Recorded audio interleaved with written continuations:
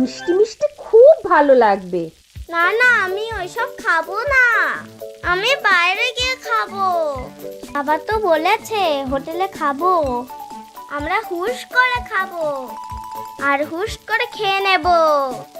সত্যি সত্যি কি করি বলো তো তৃপ্তি? দুপুরের খাওয়াটা তো অন্তত জোগাড় করতে হবে।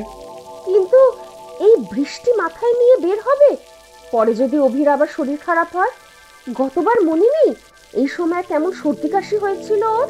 তাহলে একটা কাজ করি, আমি একাই যাই, কোনো একটা হোটেল থেকে দুপুরে তিনজনের খাবারটা নিয়ে আসি। না না, আমি যাব, আমি যাব।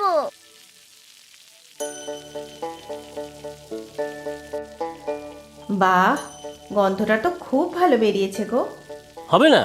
মুগ ডালের খিচুড়ি আমার মা খুব ভালো বানাতো। ছোটবেলায় মা খিচুড়ি রান্না করলে আমরা ভাই বোনেরা সবাই থালা নিয়ে আগেই বসে পড়তাম। আমিও খেয়েছি তোমার মায়ের হাতের খিচুড়ি, সত্যিই খুব ভালো। চলো না একদিন তোমার দেশের বাড়ি থেকে ঘুরে আসি, ছেলেটার সাথেও তো কতদিন দেখা হয়নি।